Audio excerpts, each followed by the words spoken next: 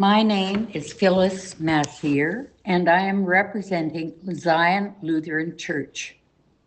Today's reading is from Esther, chapters 7 to 10, and I will be reading from the NRS version of the Bible. Chapter 7. So the king and Haman went in to feast with Queen Esther. On the second day, as they were drinking wine, the king again said to Esther, "What is your petition, Queen Esther? It shall be granted you. And what is your request? Even to the half of my kingdom it shall be fulfilled." Then Queen Esther answered, "If I had won your favor, O king, and if it pleases the king, let my life be given me. That is my petition, and the lives of my people. That is my request. For we have been sold, I and my people, to be destroyed, to be killed, and to be annihilated. If we had been sold merely as slaves, men and women, I would have held my peace. But no enemy can compensate for this damage to the king." Then King Ahasuerus said to Queen Esther, "Who is he and where is he? Who has presumed to do this?" Esther said, "A foe and enemy, this wicked Haman." This Haman was terrified before the king and the queen.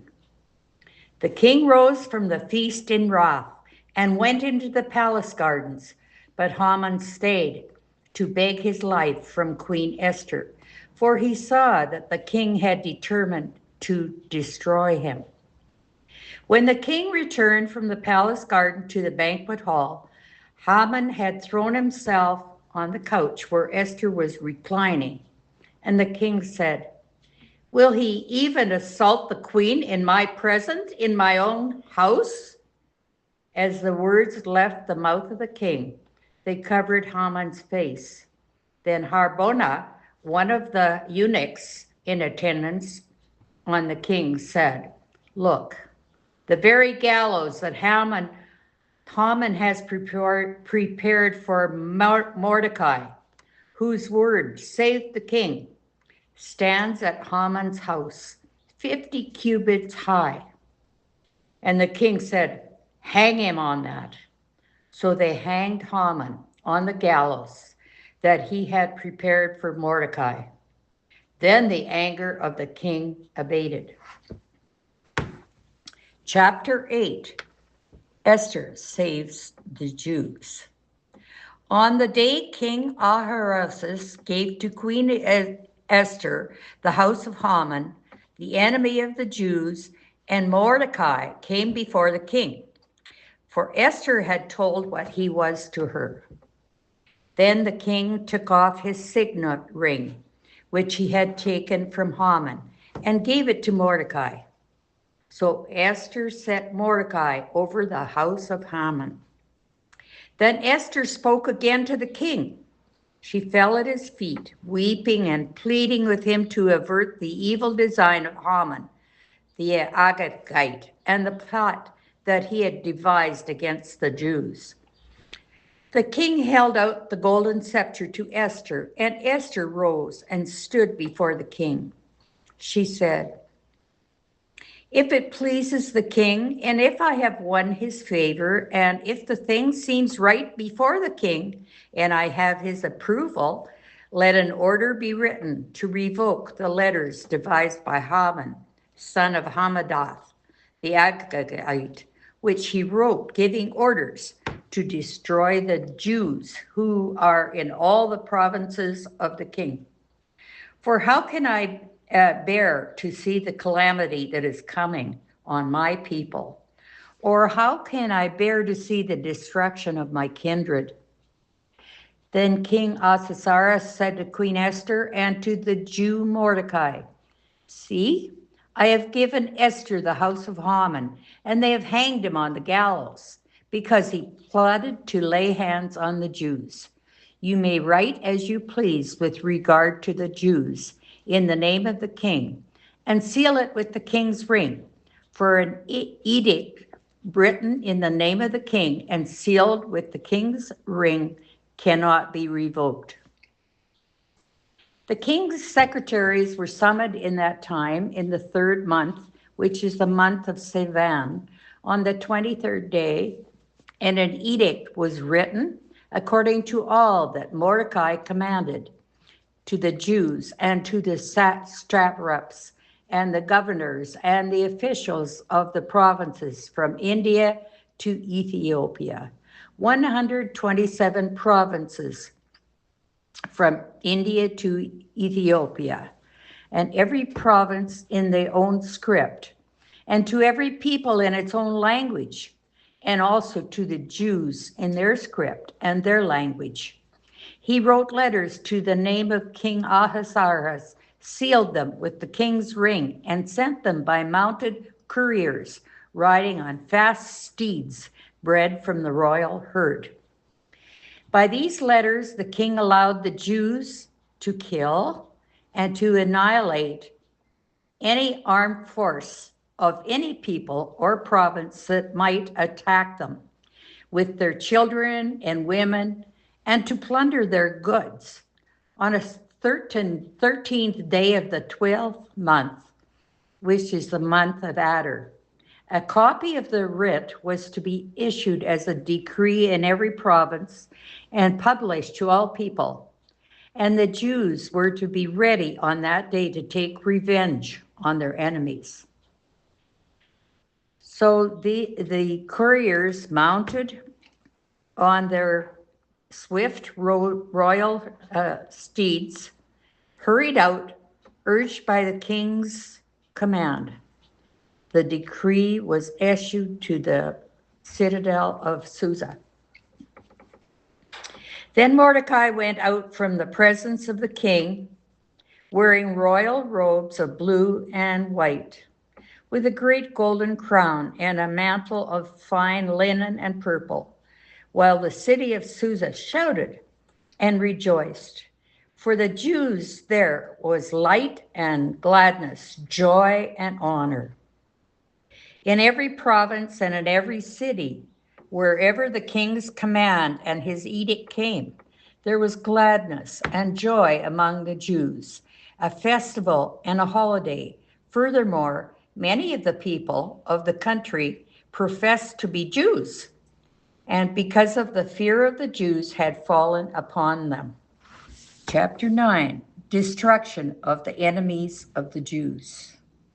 Now in the 12th month, which is the month of Adar, on the 13th day, when the king's command and edict was about to be executed, on the very day when the enemies of the Jews hoped to gain power over them, but which had been changed to a day when the Jews would gain power over the foes.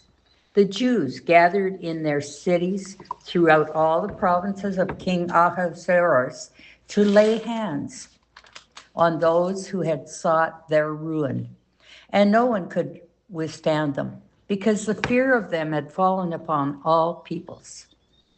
All the peoples, all the officials of the provinces, the satraps and the governors and the royal officials were supporting the Jews, because the fear of Mordecai had fallen upon them. For Mordecai was powerful in the king's house, and his fame spread throughout all the province as the man Mordecai grew.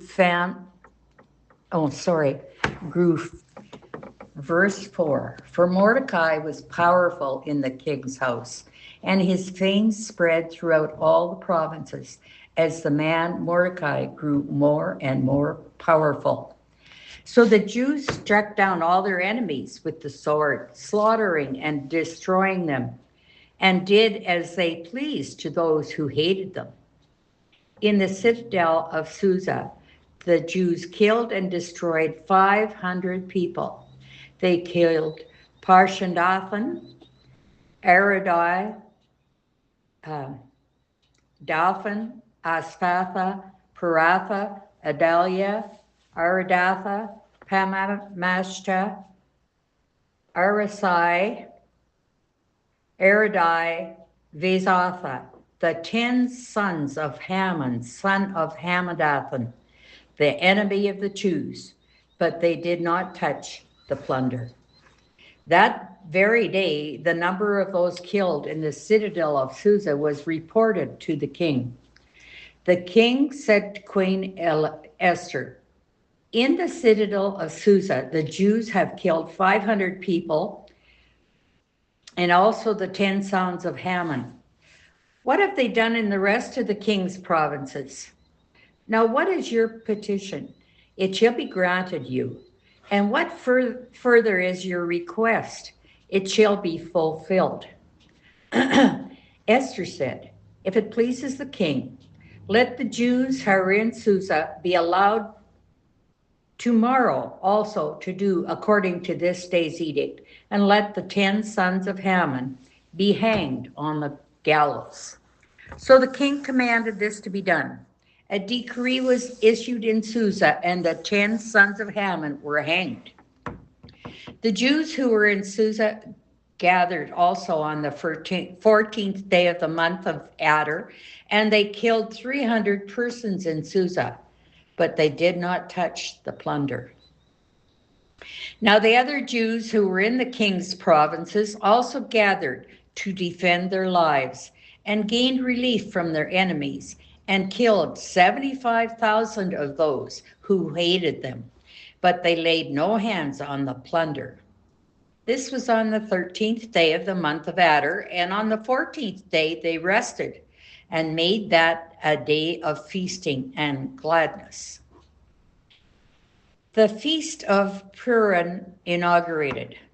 But the Jews who were in Susa gathered on the 13th day and on the 14th, and rested on the 15th day, making that a day of feasting and gladness. Therefore the Jews of the villages who live in the open towns hold the 14th day of the month of Adar as a day for gladness and feasting, a holiday in which they send gifts of food to one another. Mordecai recorded these things and sent letters to all the Jews who were in all the provinces of King Ahasuerus, both near and far, enjoining them that they should keep the 14th day of the month of Adar and also 15th day of the same month, year by year, as the day on which the Jews gained relief from their enemies. And as the month that had been turned for them from sorrow into gladness and from mourning into a holiday, that they should make them days of feasting and gladness, days for sending gifts of food to one another and presents to the poor. So the Jews adopted a custom, what they had begun to do, as Mordecai had written to them. Haman, son of Hamadathan, the Agagite, the enemy of all the Jews, had plotted against the Jews to destroy them, and had cast pur, that is the lot, to crush and destroy them. But when Esther came before the king, he gave orders in writing that the wicked plot that he had devised against the Jews should come upon his own head, and that he and his son should be hanged on the gallows. Therefore, these days are called Purim, from the word pur. Thus, because of all that was written in this letter, and of what they had faced in this matter, and of what had happened to them, the Jews established and accepted as a custom for themselves and their descendants and all who joined them, that without fail they would continue to observe these 2 days every year, as it was written and at the time appointed. These days should be remembered and kept throughout every generation, in every family, province, and city. And these days of Purim should never fall into disuse among the Jews, nor should the commemoration of these days cease among their descendants. Queen Esther, daughter of Evahar, along with the Jew Mordecai, gave full written authority confirming this second letter about Purim. Letters were sent wishing peace and security to all the Jews for the 127 provinces of the kingdom of Ahasuerus, and giving orders that these days of Purim should be observed at their appointed seasons, as the Jew Mordecai and Queen Esther enjoined on the Jews, just as they had laid down for themselves and for their descendants regulations concerning their fasts and their lamentations. The command of Queen Esther fixed these practices of Purim, and it was recorded in writing. This is chapter 10. King Ahasuerus laid tribute on the land and on the islands of the sea, all the acts of his power and might, and the full account of the high honor of Mordecai, to which the king advanced him, as they not written in the annals of the kings of Media and Persia. For Mordecai the Jew was next in rank to King Ahasuerus, and he was powerful among the Jews and popular with his many kindred, for he sought the good of his people and interceded for the welfare of all his descendants. The word of the Lord.